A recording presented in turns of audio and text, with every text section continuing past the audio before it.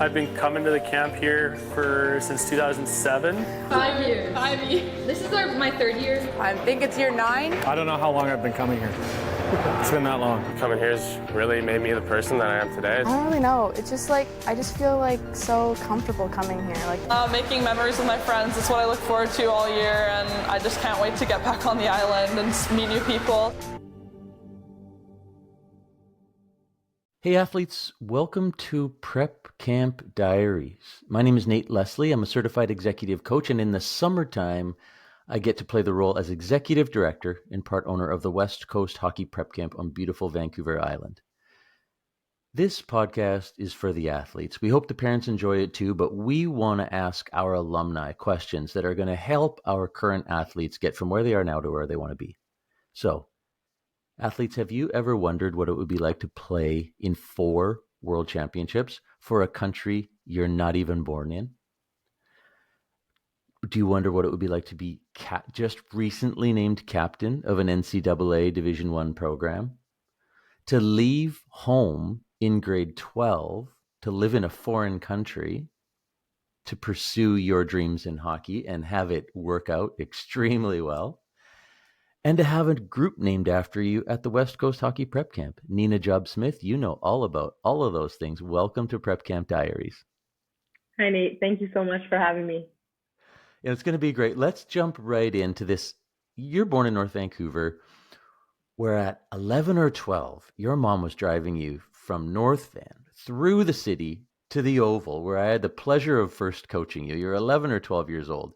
I don't know if you knew how crazy that was at the time that your mom was willing to do that for you, but I know your family has made a lot of sacrifices along the way to help you achieve your dreams, and so have you. You've played in 4 world championships for Germany. Tell our athletes how the heck that came about, and we'll get into, how it all works. Yeah. So, obviously I have to thank my mom for all of the hard work she put into driving me around the city, taking me to development practices and everything like that when I was younger. And she played a big role into helping me have that opportunity with Team Germany. But I was actually born in the UK, but I have been raised in Canada. And my mom knew that having a German passport always kept a lot of doors open for me. Mm-hmm. So it was always a conversation kind of through high school that potentially I could go play in Germany overseas, but it was never something we really thought would be feasible until after I graduated college or university. So it wasn't until during my grade 11 year, we kind of had the conversation, and then in that I wanted to kind of pursue another opportunity for my 12th grade year. And looking at that, my mom decided to contact some German managers throughout the DFEL, and that's the German Women's Ice Hockey League, basically in translation. So she had done that, and we'd had some good responses and some good conversations. And ultimately where I ended up deciding to go was a town in the south of Germany called Memmingen. So what some people might not know, if you have a German passport, if you have any other form of passport, you can play a season or play a year in that country, and then that will then permit you to be eligible to play for that national program. So that was kind of the goal and what we were doing there. And I took my 12th grade year. I left in about June or July, and we kind of made a summer trip of it, but ended up moving into Memmingen and playing a season there with the women's pro team. And everyone was super welcoming to me, and it was a great experience. It was obviously hard to be away from home, and with the language and culture differences, it was a big adjustment. My mom wasn't doing my laundry anymore, so had to quickly figure that out, but I wouldn't change it for the world, and it was an awesome experience. Okay, so your mom is German, right? Yeah. Okay, but you were born in the UK. Any UK ancestry? Yes, my dad's British. Okay, and your dad is British. Okay, so for the listeners, every country has different rules, and you guys tracked down at an early age when you were in grade 10 or 11 what the options were in Germany. I know from experience the UK has slightly different ones. So it's really important, listeners, if you have a passport from somewhere, dig in and find out the rules, because what happened to Nina might be different for you.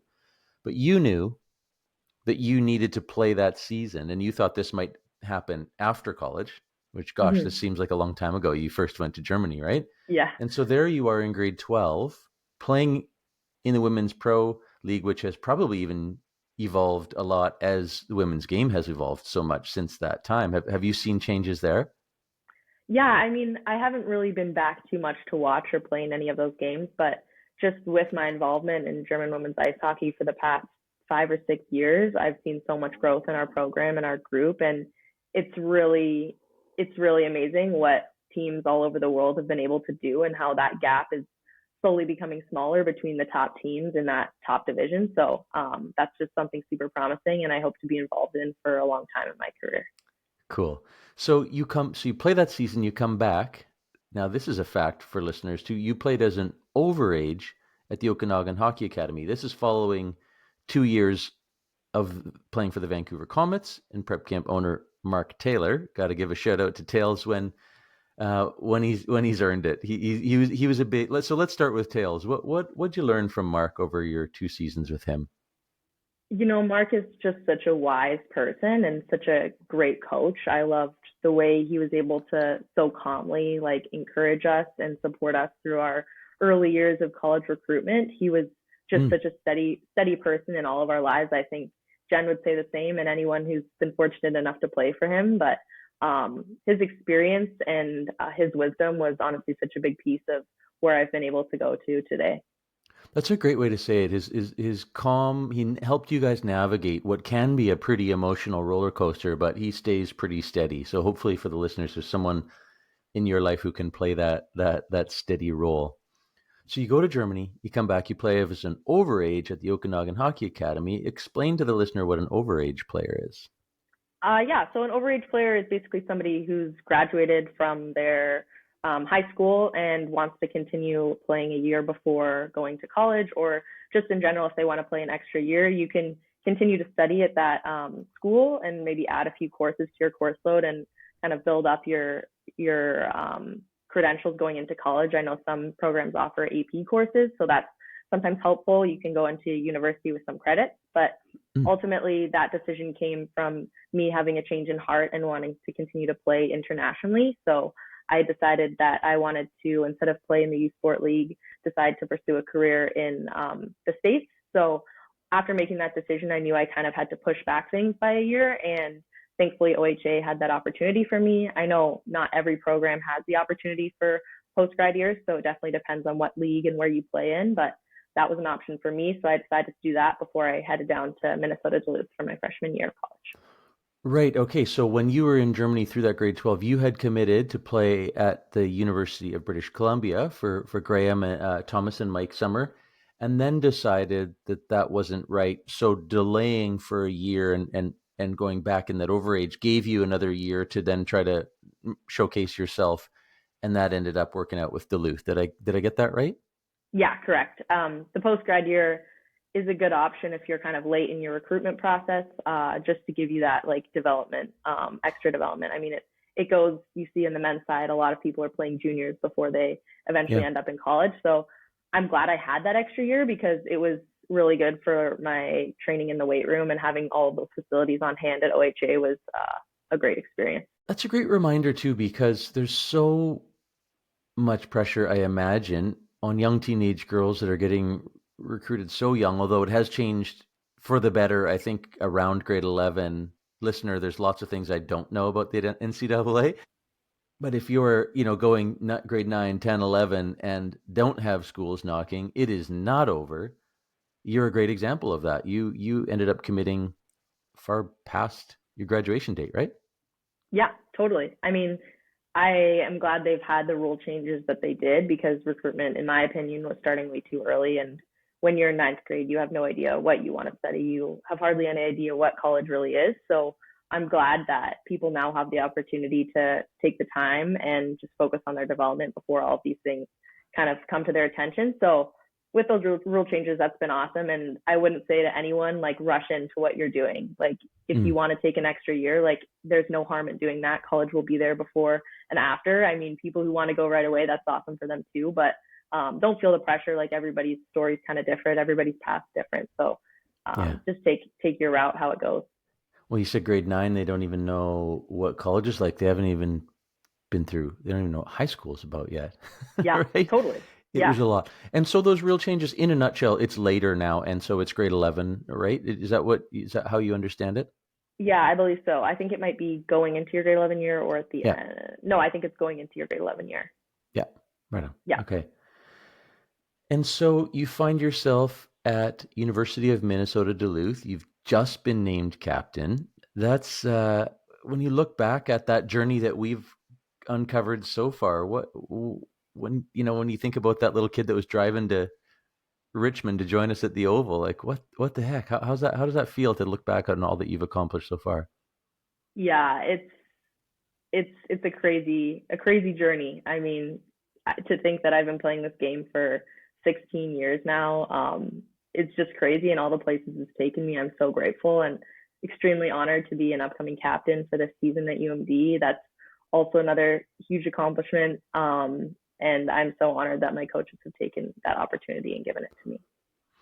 While doing an engineering degree, and you're sticking around Duluth this summer to do an internship, talk about balancing a course load as demanding as engineering and being a high performance varsity athlete. Yeah, I think as Division I athletes, we're usually primed to just challenge ourselves in every way we can. So to perform in the weight room is super similar to performing in academics. Like, you have to put in a lot of work, and I wouldn't lie and say my degree has been easy, but I've enjoyed the work that I've had to put in. I love being busy. I love having my plate full. I love knowing at the end of the day I did everything I could. And that's just a super rewarding feeling. So civil engineering definitely isn't for everyone, but I'm really glad I'm doing it, and it's super interesting. It's not necessarily something I might pursue as my career, but for the time being, like, what it is in itself and what I'm studying is just something that I love doing. So I'm glad I've had that passion outside of hockey too, just because having those extra dimensions helps you just take your head away from spaces and give you a break when you're in between things. When you just said varsity Division I athletes push ourselves in everything that we do, I can't tell you how many conversations I've had in the last 20 years with parents who say, you have to push my kid. And every time I hear an athlete say, I push myself, I think, yes. Can you talk about the difference between you wanting it and a parent wanting a coach to make you want it? Yeah, I mean, I was actually having this conversation with my parents the other day, but your child has to want it. You can't teach somebody to want something. That's just something you kind of have to find within yourself, and you may not have it. There's definitely ebbs and flows in a career and ebbs and flows in a season. There's obviously going to be moments where you're a little disappointed or unhappy, but ultimately, like, it's all on you to choose what you do with your time. You have only so many hours in a day, and what you want to do with that is up to you. Your parents can't make you do anything, and if you only want to put in 50%, you're only going to get 50% out of it. So I just say, like, once you get to that level, everybody's putting in 100, and that's something about the culture, and it's just amazing to be surrounded by people like that. Right on. Let's talk about the World Championships. When did you first get that call to say, Nina, you're going to play in the World Championships for Germany?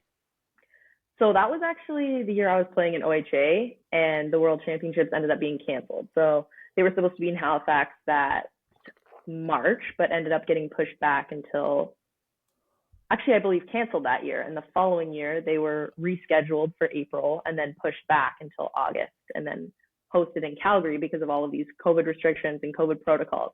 So it was actually kind of a wild experience, because you had the high of being like, I'm going to go to my first World Championships and going to be in this beautiful city, Halifax, and then having it all kind of taken away is something so many athletes experience. So that was kind of a heartbreaking year for athletics in general, but finally getting to go to that World Championship in Calgary was a surreal experience, also because it was somewhere I'd played growing up. The WickFest tournament was there. So I had been there when I was 14, 15 years old and knew the place pretty well. So it's just kind of like a full circle moment. And now you're playing against and with some of the best players in the world. And it was just a really cool feeling. And I'm glad I got to experience that in somewhere that was so familiar for me, when, I mean, everything is unfamiliar ultimately when you go to one of those tournaments. Wow. We talk about this world of instant gratification. This is delayed gratification. You just described a year and a half pushing back your dream of playing in the World Championships. you don't know this, but in that August, I was running our Victoria Hockey School, and we were having a lunch break for the kids, and there's a bunch of 7, 8, 9-year-olds sitting around eating their bagged lunch, and we turned on the TV, and you were on the ice. So the kids spent their lunch hour, and I said Nina was sitting. She was your age when she started training with us. The kids thought that was pretty cool. So yeah, you're giving back to the next generation without even realizing it. What does that mean to you? Yeah, it's amazing. I mean, looking at all the role models I had, I can only hope to be somebody else's role model, and whatever that is, inspiring them to be great in school, inspiring them to be great in hockey, whatever that is. I mean, it's just cool to see people take their journeys, and I hope I can be that person for others. Who are you thinking about right now that showed the path to you? I mean, there are just so many players that come to mind. There's bits and pieces of players and coaches that you've had along the way that have helped you with certain things, or one technique on the ice that you might have that one coach taught you in Pee Wee. So I think of so many people. There's just so many people in my career, my life, and that have helped me get to the point where I am. And that's the beauty of it. It's not just one person. It's your parents, it's your siblings, it's your coaches in U9 that helped you fall in love with the game. It's your coaches in college that have helped you refine all of those little skills. It's everything in between. So yeah. It's just been really cool. That's an eloquent way to say that. I'm sure there are a lot of people, and you remind me, we become an average of the people we hang out with. So if you're surrounding yourselves with good people, good things happen to you. Would you agree that that's happened to you? Yeah. I think of my roommates in college and how they've pushed me over the years, and how we have such similar morals and goals that it's been really refreshing to be around. And I'm so glad our coaches have brought in the culture and the people that they have. Yeah. That's not a bad segue. It's a pretty cool group of people that you and I have been able to surround ourselves with at prep camp. What has prep camp played? What role has it played in your life over the years? Yeah, I mean, at prep camp, you make friendships that you may not have otherwise made. You're playing with girls that kind of come from all over the province. I know I had some good friends in Kelowna, or Reese Hunt, for example, she's from Nelson, and we would all come to this prep camp and play together, where you get to hang out with your best friends for a week and play hockey, train, and do everything else outside of that. And I think about those relationships and how far they've gone. Just when you play in the NCAA, all of those girls are still there. And it's just cool to see the growth of hockey in general, from going from prep camp all the way to the NCAA. You just had so many girls do that. And it's a really proud moment when you see BC being as prominent as it is in college hockey. We've worked really hard in the past year on declaring our core values as an organization to the world. And one of the ones that's most important to us is healthy and connected prep camp communities. And so to hear you say that it's the people you met there, and then you run into them in these circles like across the continent, or you're competing against them, or maybe end up playing with them one day, for us is probably one of the coolest things that we can hear as being important to you.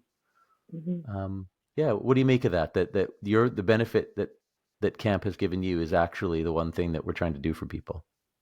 Yeah, I mean, it's so cool to hear, and connections are everything really in your life and post-career, wherever that takes you. I mean, the people that you surround yourself, like you said before, in life are part of who you become. And I love the friendships that I made at prep camp, and I love the development I had, and the inspiration of talking to coaches there, and just getting to connect with them on different levels, maybe less intense of a level, just because it's a camp and not a season where you're competing for games, or your coaches are having the stresses of making sure their team wins.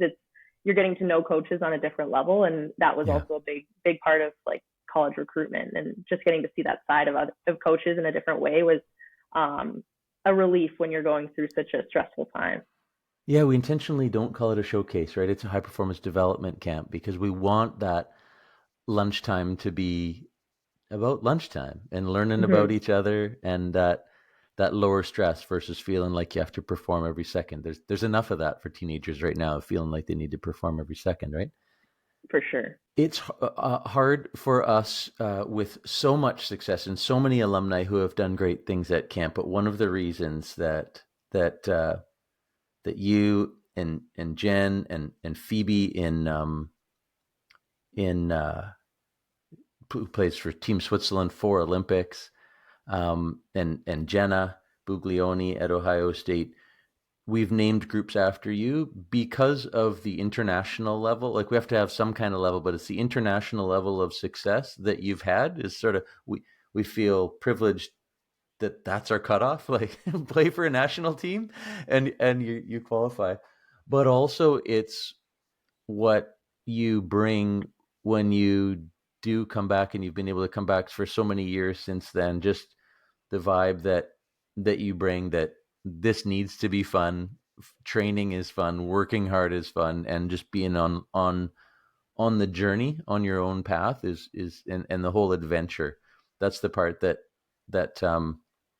made us want to recognize you guys with that. So I just want to thank you for everything that you've given camp, and we're always watching, and we're so proud of what you've accomplished. So thank you for all that, and thanks for joining today. Thank you so much. It's a huge honor to have our names as some of those camp groups, and I'm so thankful for everything. So yeah, thanks for having me today. Thanks for your time. Good luck as captain, Nina. Thank you so much.